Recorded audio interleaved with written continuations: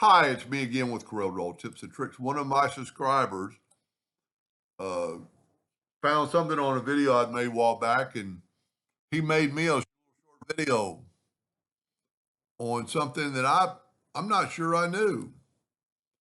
If we were going to make a rectangle going from there to there, very easily you just go from there to there, and it snapped to it.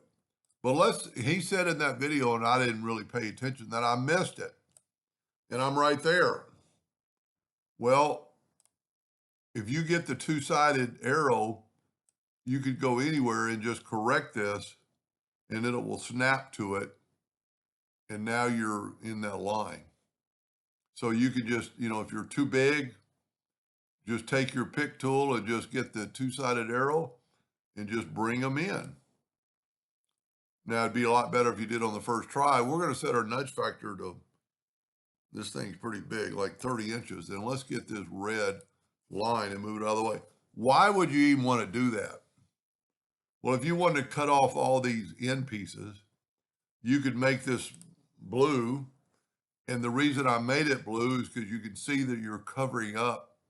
So the intersect tool will actually intersect, and what you're left is with that. It's trimmed off all these extra parts.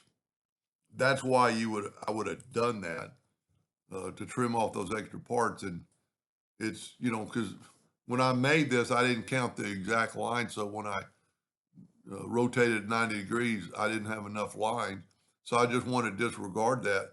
Now, easy enough, if you have snap to on, object page and guidelines is what I keep mine on.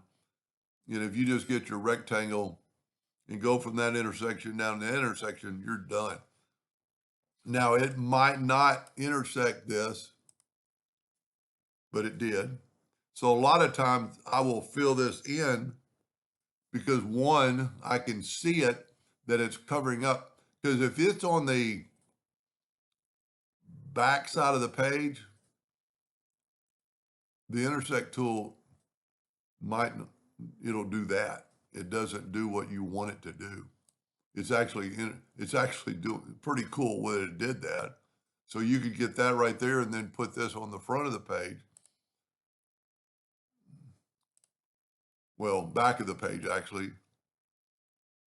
And then if you can see that entire blue blob that is covering up the other lines, when you intersect it, you will get that.